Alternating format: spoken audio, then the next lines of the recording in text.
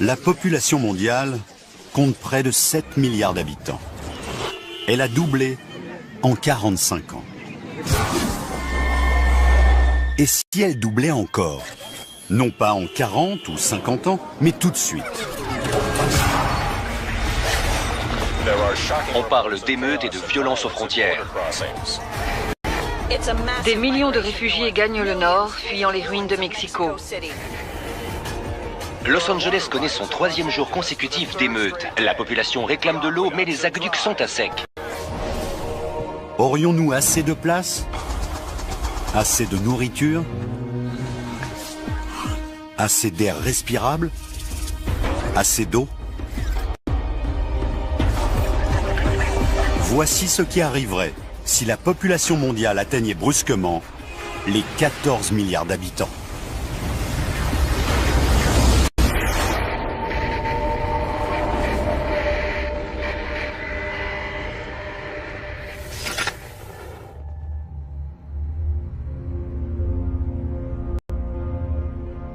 La Terre n'a pas toujours été si peuplée. À l'époque où les pyramides ont été construites, la planète comptait moins de 30 millions d'êtres humains.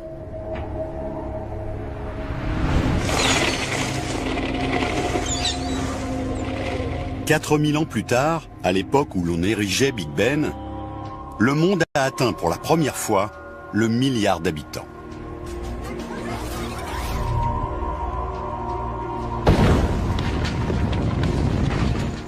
À peine 80 ans plus tard, au moment où le mont Rushmore a été sculpté, elle avait déjà doublé et atteignait 2 milliards. Il ne lui a fallu ensuite que 45 ans pour doubler encore, atteignant 4 milliards en 1973, au moment où l'on bâtissait les tours du World Trade Center. Nous continuons de nous multiplier à une vitesse étourdissante. Chaque année, la population mondiale augmente de l'équivalent de 10 villes de New York. Si nous continuons à ce rythme, elle doublera encore dans 59 ans.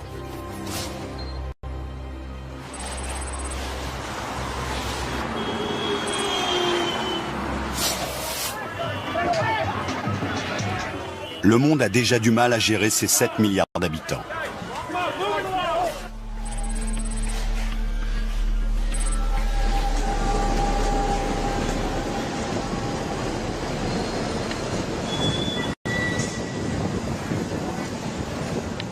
Qu'arriverait-il si elle doublait dès maintenant?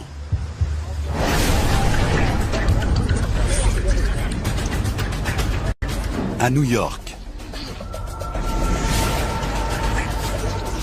en Asie, tous les pays de la planète sont submergés.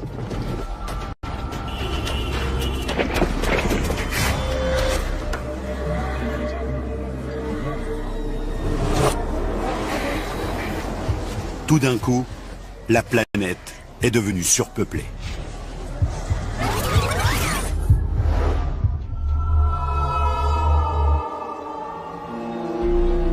Chaque personne a besoin de nourriture,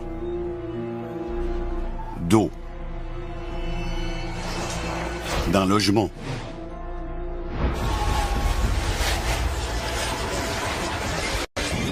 Des bouleversements majeurs attendent la plupart des pays.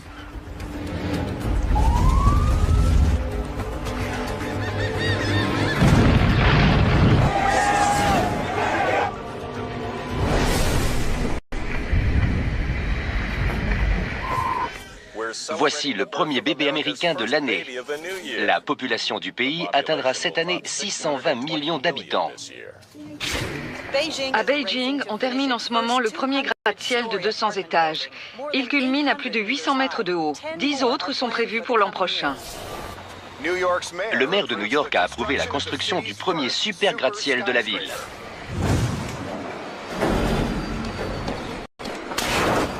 Voilà 6 mois que la population mondiale a doublé. Le secteur de la construction connaît un boom sans précédent. Il faut assez d'immeubles et de maisons pour loger 14 milliards d'habitants.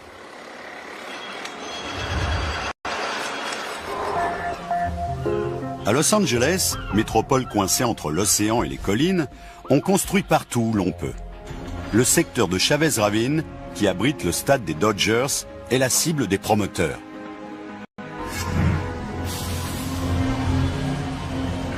Manhattan est une île et ne peut se développer que vers le haut. Les architectes tentent de trouver un moyen rapide de gérer l'explosion de la population.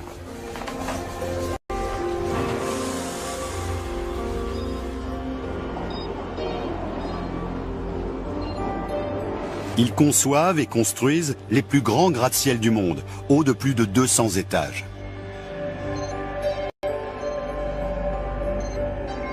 Ces nouvelles tours sont extrêmement lourdes. Elles pèsent jusqu'à 1 million de tonnes. La solution la plus facile pour soutenir ces immenses tours, c'est de les bâtir sur le soubassement rocheux. On évitera ainsi qu'elles sombrent dans le sol. À Manhattan, les premiers gratte-ciel de l'histoire ont été construits sur Wall Street. Le substrat rocheux y est plus proche de la surface. Mais à présent, ils vont s'élever bien plus haut. Des milliards de gens attendent un logement et la claustrophobie s'installe. Des familles entières s'entassent dans les hôtels, les bureaux, partout où ils trouvent de la place.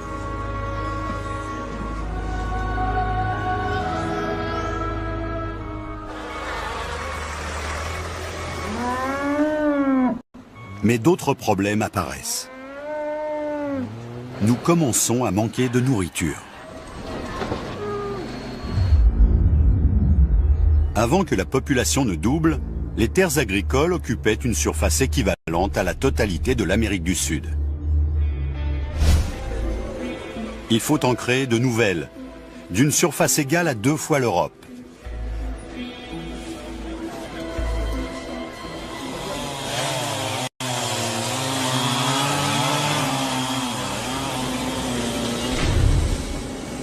Les forêts sont des cibles privilégiées.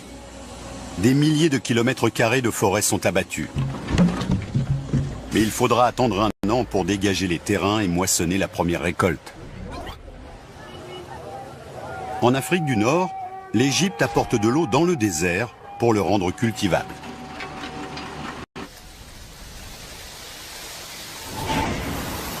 Avant le doublement de la population, on disposait d'assez de maïs et de blé pour nourrir la planète pendant 12 semaines. La Chine et l'Inde ont déjà englouti leurs réserves. 5 milliards de personnes souffrent de la faim.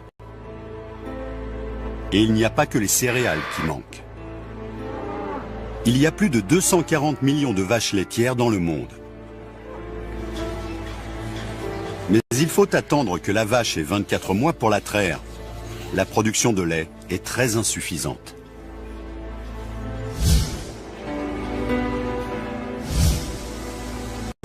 Le prix de la nourriture grimpe en flèche.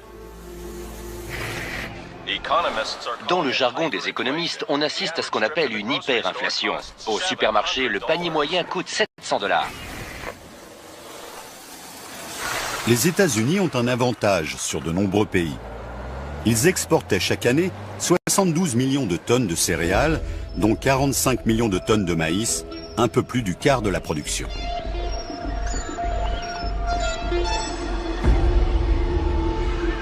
Le pays vient de mettre un terme à ses exportations.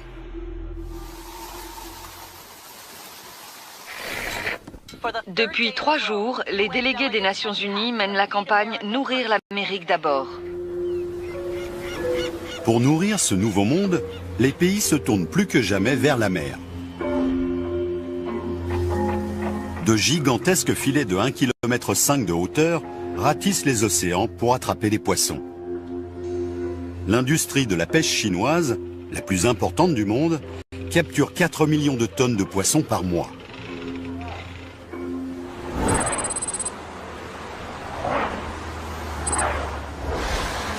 Nos infrastructures sont mises à rude épreuve. Des poids lourds de plus en plus nombreux roulent 24 heures sur 24 pour nourrir une population affamée. Aux États-Unis, un tiers des autoroutes étaient déjà en mauvais état. La brusque augmentation de la circulation entraîne des catastrophes.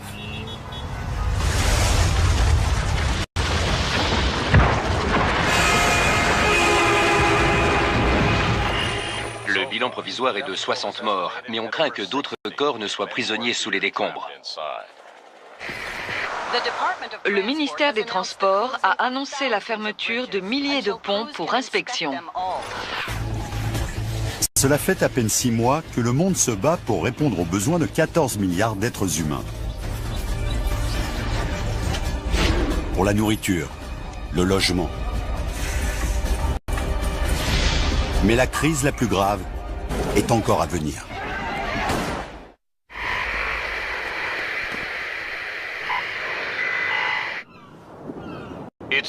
C'est la plus grande crise du logement de tous les temps.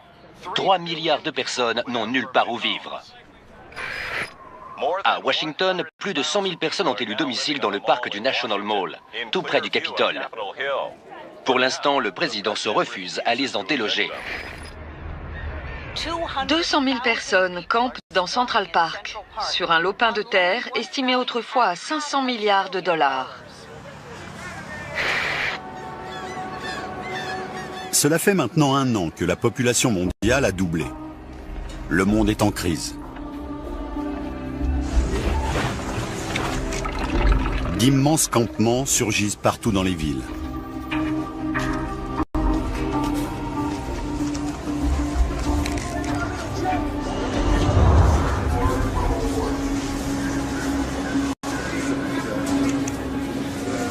À New York, il a fallu augmenter la cadence des métros. Il y en a maintenant toutes les 2 minutes. Le maximum autorisé par le système de sécurité. Désormais, près de 500 000 personnes transitent chaque jour par la station de Times Square. À l'heure de pointe, on y étouffe. Dans les rues, les bus sont toujours bondés. Un seul bus permet de remplacer 25 voitures. Mais cela ne suffit pas.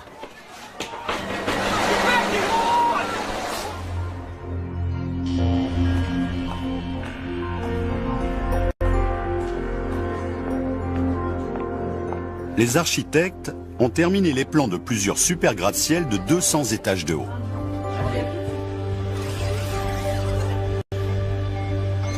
Un seul de ces immeubles doit permettre de loger 10 000 personnes.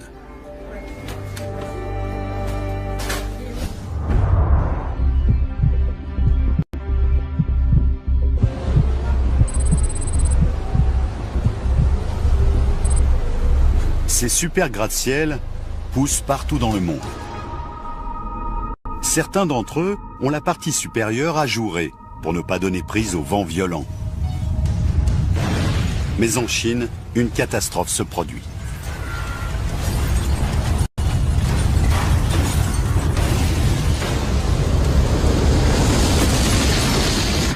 L'immeuble de 200 étages avait été construit sur une ligne de faille non détectée.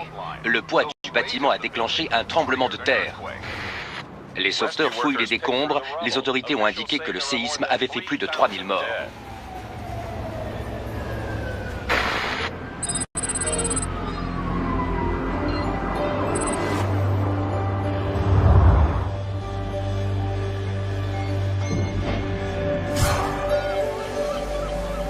Los Angeles repose sur 12 lignes de faille majeures. Par crainte des tremblements de terre, les immeubles ont rarement plus de 20 étages, y compris les nouveaux bâtiments de Chavez Ravine. À peine terminé, le premier immeuble est pris d'assaut.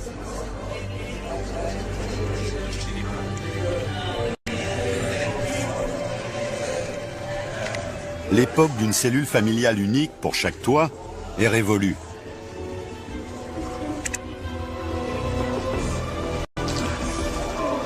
Dans les villes, la population explose.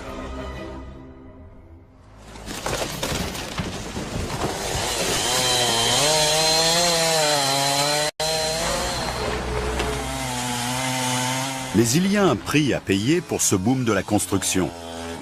Pour bâtir la structure en bois d'une seule maison, il faut parfois abattre une centaine d'arbres. Pour construire 5 millions de logements, on a besoin d'une forêt grande comme un département. D'immenses trouées balafrent les zones boisées du monde entier. Et ce n'est pas la seule ressource naturelle qui est surexploitée. À New York, le réseau des eaux a été conçu pour fournir 3,8 milliards de litres par jour. Mais désormais, 2 fois plus de gens prennent des bains, tirent la chasse d'eau, et cela double la... La ville de Los Angeles vous rappelle que le rationnement strict de l'eau a commencé. Chaque foyer a droit à 55 litres par jour. Les niveaux seront relevés régulièrement. Cette eau que l'Occident a toujours considérée comme allant de soi est précieuse. Avant l'explosion de la population, un foyer utilisait en moyenne 870 litres d'eau par jour pour la douche, le lave-linge et la vaisselle. Aux États-Unis, un tiers de cette eau n'était même pas utilisée dans la maison, mais dans le jardin, pour arroser la pelouse. L'époque de la facilité est révolue.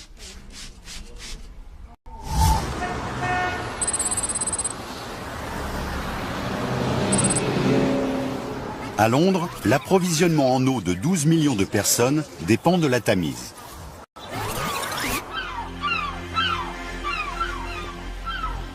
On utilise tellement d'eau qu'à marée basse, les navires sont à sec. Ceci est un rappel. L'eau sera coupée entre 14h et 18h. Partout dans le monde développé, c'est la même chose. Achtung, zwischen 14 und 18. L'eau n'est pas disponible cet après-midi. C'est un annonce. Entre orele de 2 și 6.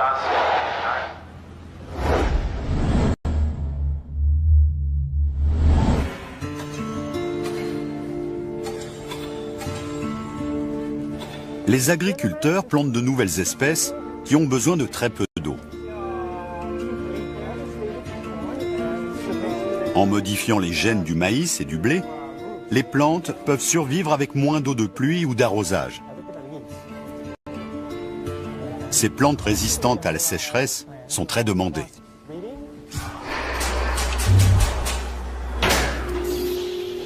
Le boom mondial de la construction met tous les systèmes d'électricité à rude épreuve.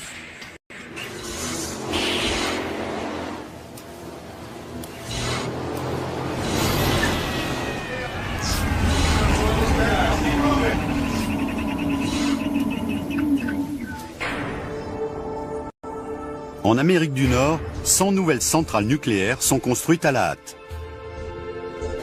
Mais certaines mettront 10 ans avant de devenir opérationnelles. La solution la plus rapide, c'est le charbon.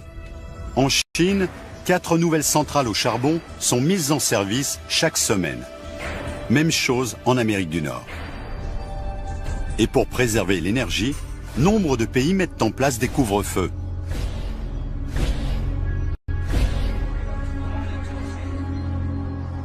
Les lumières et néons des grandes villes s'éteignent à minuit.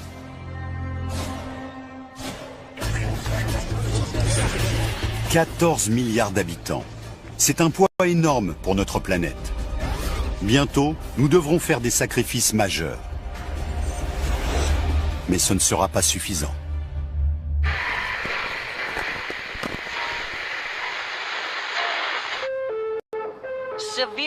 Le manque d'eau se fait sentir. Le rationnement va devenir de plus en plus drastique. La Chine attend désespérément l'aide étrangère. Les nouvelles fermes n'ont pas produit les récoltes dont le pays a besoin. Washington a déclaré un nouveau prolongement de la loi martiale qui dure maintenant depuis 3 ans. Des batailles rangées entre la police et les gangs sont survenues dans tout le pays. Voilà 3 ans que la population mondiale a doublé pour atteindre les 14 milliards d'êtres humains. Le monde devient de plus en plus dangereux. Des centaines de millions de personnes sont au chômage. Elles vont de ville en ville à la recherche d'un emploi et de nourriture. La hausse des prix, la crise économique, la colère et le désespoir conduisent à la violence.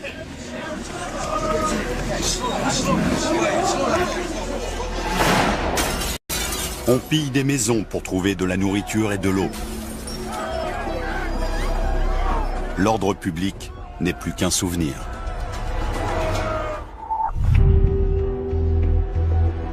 Le développement massif des centrales électriques provoque une pollution constante. En Chine, 75% de l'électricité provient du charbon. Les fumées masquent la lumière du soleil. La journée a encore été sombre à Beijing. La ville est asphyxiée par un épais nuage de pollution. La Chine défend sa décision de doubler le nombre de centrales au charbon pour alimenter les logements et l'agriculture. La tentative désespérée de la Chine asphyxie également l'Amérique du Nord. Le jet stream transporte la fumée et les toxines vers la Californie. À Los Angeles, le smog venu d'Asie vient se mêler à la pollution produite par 5 millions de voitures. La ville est enveloppée dans un épais nuage de pollution. Et l'Amérique du Nord n'est pas seule dans ce cas. Nous avons une alerte à la pollution pour le 8e jour consécutif. Il est conseillé aux personnes âgées et souffrant de difficultés respiratoires de rester chez elles. À Londres, les effets de la pollution sont dramatiques. En 1952, le smog avait causé la mort de 12 000 personnes. Cette fois, le bilan est bien pire. Le nuage de pollution dure depuis des semaines. Des dizaines de milliers de Londoniens meurent.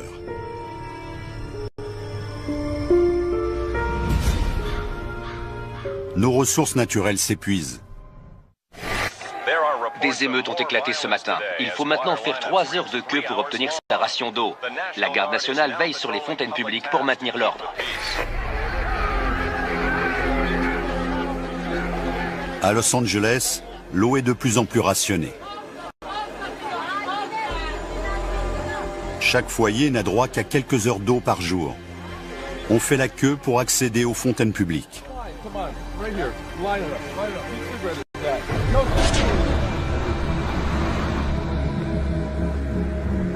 Los Angeles est alimenté par d'immenses aqueducs.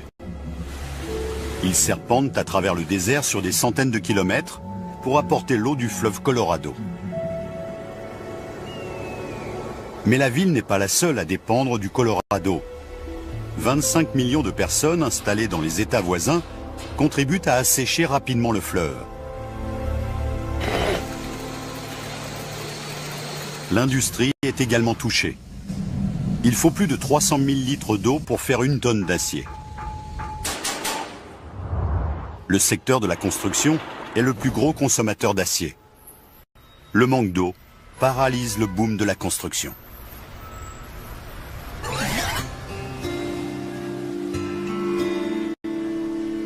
Pour trouver de l'eau, les villes côtières se tournent vers la mer. Ainsi, Los Angeles table sur des usines de désalinisation pour fournir de l'eau à une population de 20 millions d'habitants.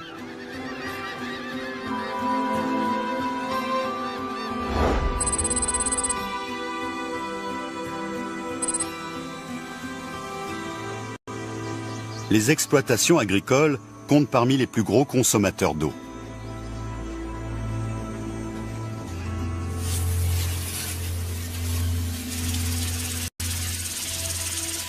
Comme Los Angeles, les fermiers de l'Ouest américain dépendent de l'eau du fleuve Colorado. On en a accumulé des réserves dans le barrage de Hoover, mais son niveau est en chute libre.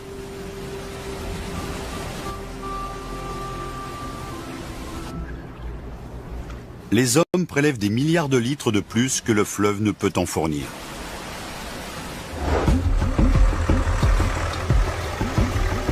Et le manque d'eau n'est pas le seul problème dont souffrent les fermes.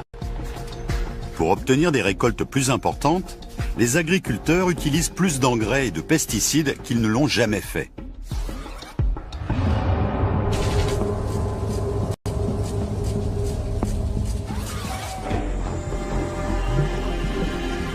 Dans les océans du globe, de nombreuses espèces de poissons ont déjà disparu. Pour combler cette perte, les fermes piscicoles se développent. On élève des millions de poissons, mais c'est loin d'être suffisant pour nourrir la planète. Des populations affamées migrent vers les pays qui possèdent le plus d'eau et de nourriture. La Maison-Blanche a annoncé l'arrêt total de l'immigration, le premier de l'histoire du pays. La police est chargée de contrôler les identités pour enrayer l'immigration illégale. La situation est devenue inextricable. De nombreux pays sont au bord du gouffre. La violence est partout. La nourriture, nulle part. Et bientôt, les fermes vont cesser de produire.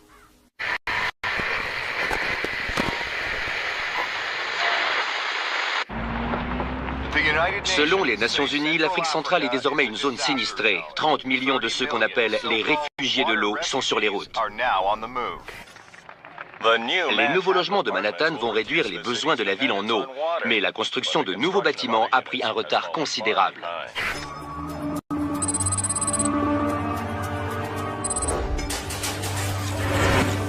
Voilà 7 ans que la population mondiale a doublé. À New York, les campements de fortune de Central Park ont disparu, remplacés par une forêt de gratte-ciel et de chantiers. Mais le manque d'eau et d'électricité retarde de plusieurs années la construction de nouveaux bâtiments. Cette crise semble insurmontable. Dans les rues, la vie aussi a changé. Après des années d'embouteillage permanent, il a été décidé de fermer la ville aux voitures.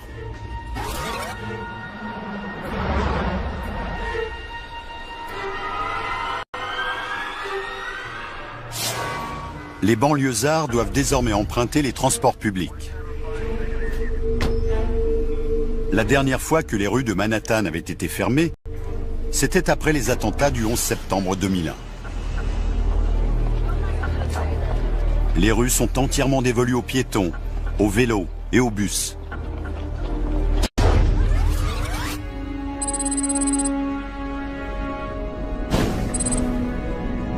La production d'énergie a changé elle aussi. Pour alimenter 620 millions de personnes en électricité, les États-Unis avaient entrepris la construction de dizaines de réacteurs nucléaires.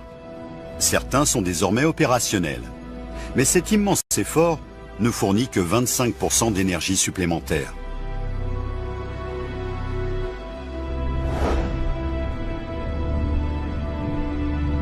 Pour compenser, on tire parti des forces de la nature. Dans le désert de l'Arizona, on a installé des centaines de panneaux solaires. D'autres pays ont choisi d'exploiter le vent. Mais il faut 10 000 éoliennes pour fournir de l'électricité à 10 millions de foyers. Et parfois, le soleil ne brille pas et le vent ne souffle pas.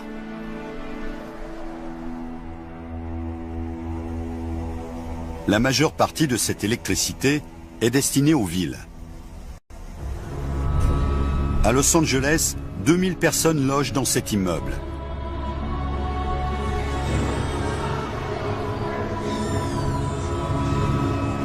Les familles qui y vivent utilisent 2 fois moins d'électricité que celles qui habitent dans des maisons.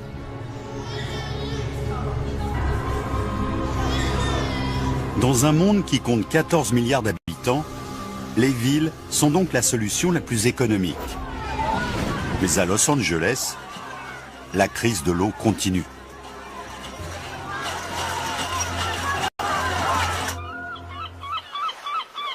La ville a ouvert une douzaine d'usines de désalinisation de l'eau. Mais l'énergie nécessaire à leur fonctionnement fait grimper le prix de l'eau.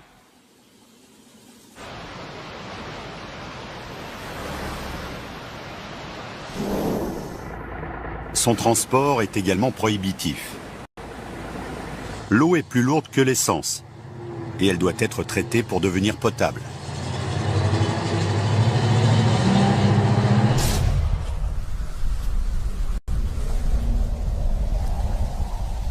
La crise de l'eau affecte aussi durement les campagnes.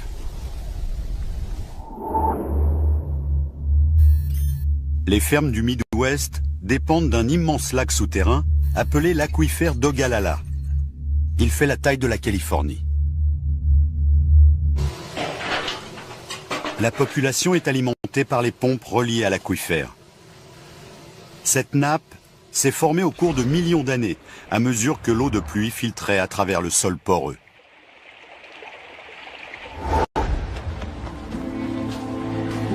Mais au bout de 7 années d'exploitation intensive, les nappes souterraines de l'Ogallala sont en train de s'assécher.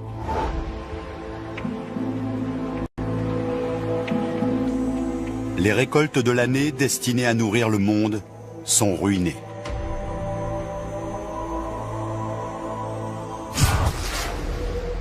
L'eau utilisée dans le monde vient pour les 2/3 de l'irrigation. Mais les nappes du monde entier sont en train de disparaître.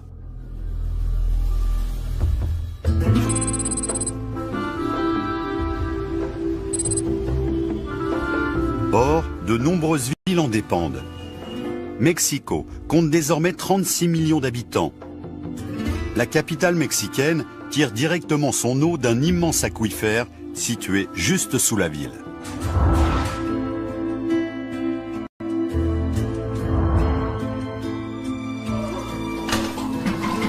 Mais les tuyaux qui apportent l'eau fuient.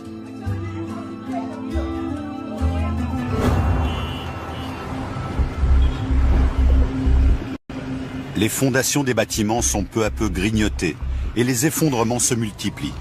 La plus grande cathédrale de Mexico s'est effondrée aujourd'hui. Le terrain sur lequel elle reposait a brutalement cédé.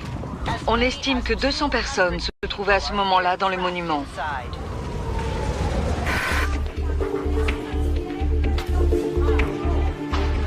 Mexico est une ville sinistrée. Elle commence à se vider de ses habitants. Et ce n'est pas la seule. Il devient impossible de vivre dans beaucoup de pays, du fait de la pollution et du manque d'eau. Cette crise déclenche des mouvements migratoires inédits dans l'histoire de l'humanité.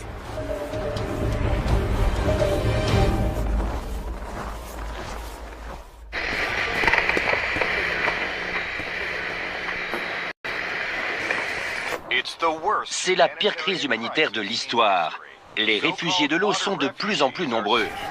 Des millions de gens sont jetés sur les routes. Une population désespérée et affamée se masse aux frontières de nombreux pays. Ils réclament avant tout de l'eau.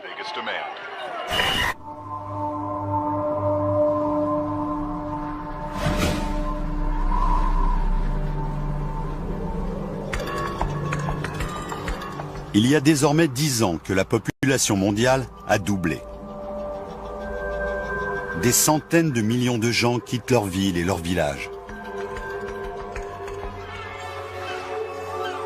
Le long des côtes de Californie, de nombreuses usines de désalinisation ont cessé de fonctionner. Cette ville, qui comptait autrefois 20 millions d'habitants, est déserte.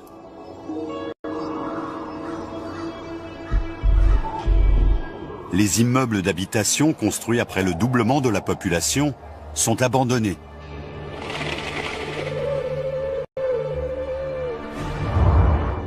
Le rêve californien s'est évanoui.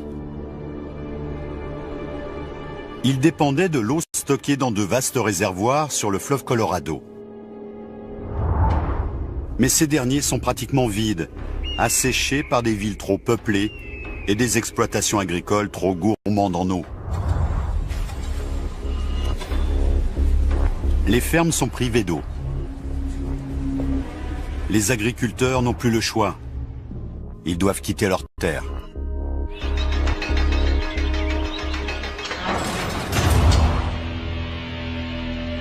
Ils se joignent à l'exode vers le nord.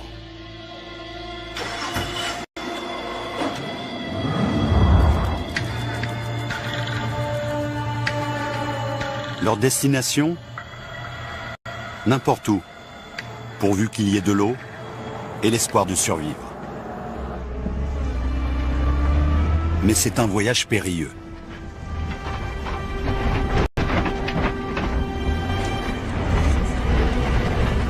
Il est dangereux de boire l'eau des mares et des ruisseaux. Ils sont remplis de pesticides et d'engrais liés à la surproduction agricole.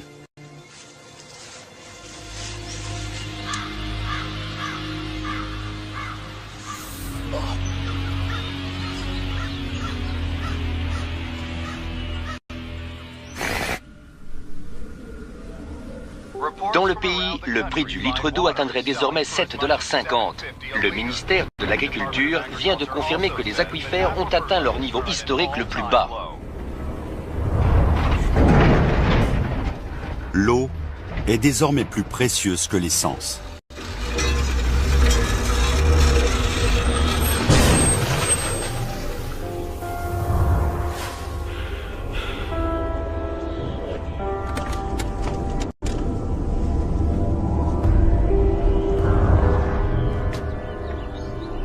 Nous avons besoin d'environ 2 litres d'eau par jour. Si nous en sommes privés, notre corps commence à se déshydrater au bout de 2 jours. Nous cessons d'uriner et de suer.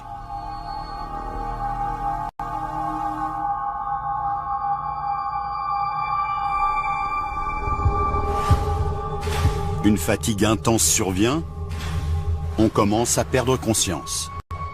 Et si on ne boit pas très vite, c'est la mort qui nous attend.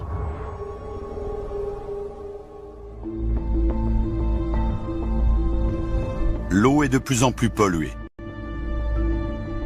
Les affluents du Mississippi transportent des produits chimiques et le fleuve les rejette dans le golfe du Mexique.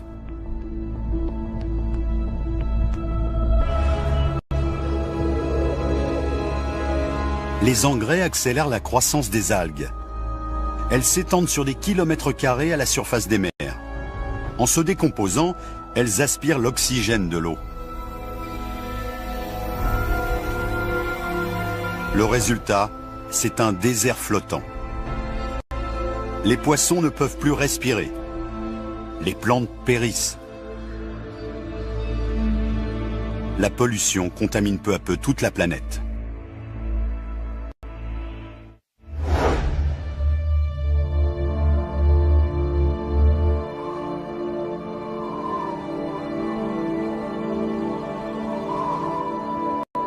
Après des années de surproduction agricole, la terre est dévastée. En Afrique, le Sahara gagne du terrain et oblige 100 millions de personnes à quitter leur terre.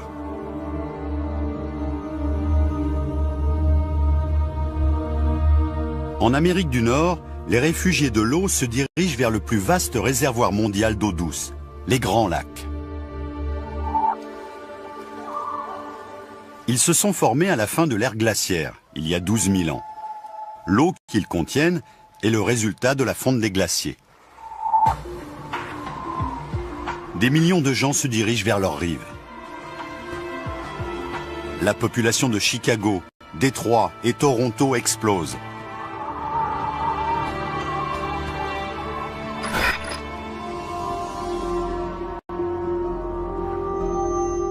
Il existe d'autres réserves d'eau douce.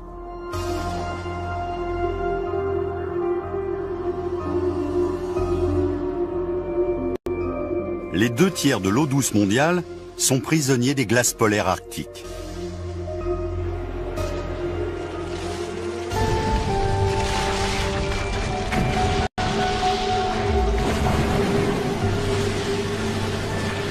Au pôle Nord, on dynamite des pans entiers de banquise. On remorque ensuite les icebergs vers les villes côtières.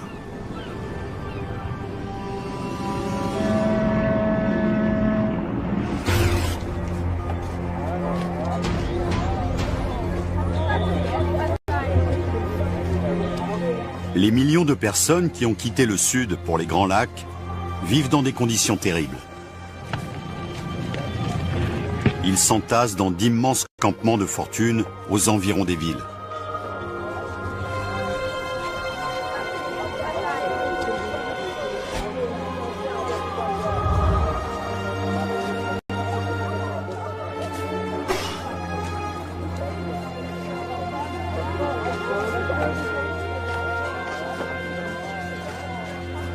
Le doublement de la population a entraîné le plus grand mouvement migratoire de l'histoire. Mais le pire est encore à venir.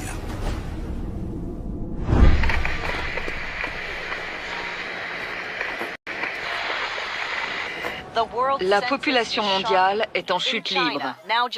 La Chine ne compte plus que 700 millions d'habitants, contre 2 milliards il y a 35 ans. En Afrique, pour la première année depuis ce qu'on a appelé la Grande Famine, la population n'a pas baissé. En 10 ans, 1 milliard de personnes sont mortes de faim et de soif.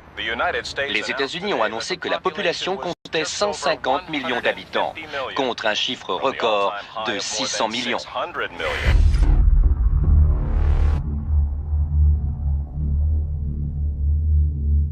Il y a maintenant 35 ans que la population a doublé. Près des lacs, les villes se sont développées jusqu'à atteindre 35 millions d'habitants.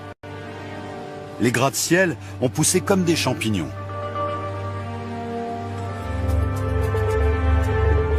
La nuit, ces gigantesques cités brillent de mille feux. Mais le reste de l'Amérique du Nord est plongé dans le noir.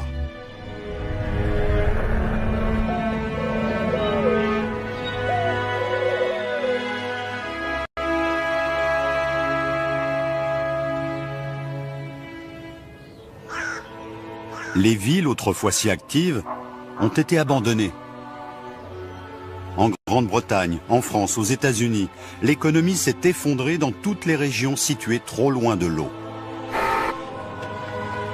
La quasi-totalité des plaines du Midwest a été abandonnée par manque d'eau. Ces plaines étaient irriguées par l'eau pompée dans l'aquifère d'Ogallala. Mais 35 ans passés à tenter de nourrir une population dédoublée ont pratiquement asséché la nappe. Peu à peu, pourtant, la pluie et la neige font remonter son niveau. Mais il faudra des années pour remplacer l'eau que les humains ont exploitée.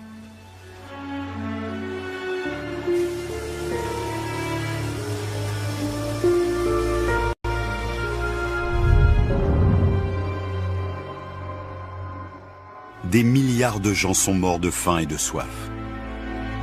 Le monde ne peut nourrir une telle population.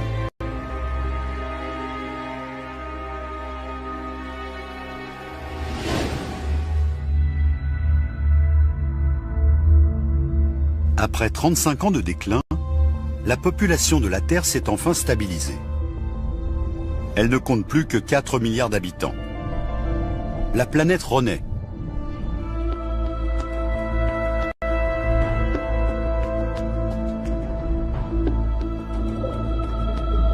Dans les océans, les stocks de poissons que nous avions épuisés se recomposent lentement.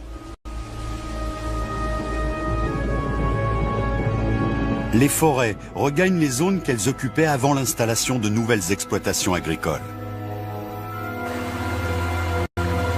Pour la première fois depuis des décennies, les fleuves coulent sans entrave. Ils ne sont plus captés par des barrages, ni dérivés pour l'irrigation. Le niveau des réservoirs du fleuve Colorado remonte.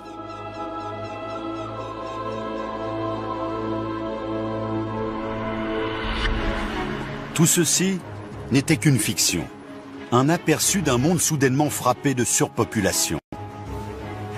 Mais des millions de gens connaissent déjà la faim. De nombreuses villes sont déjà surpeuplées. La pauvreté gagne du terrain. Dans les années à venir, cette situation va probablement empirer. Pour certains, nous avons déjà atteint la limite que la planète peut supporter. Et pourtant, la population mondiale continue d'augmenter.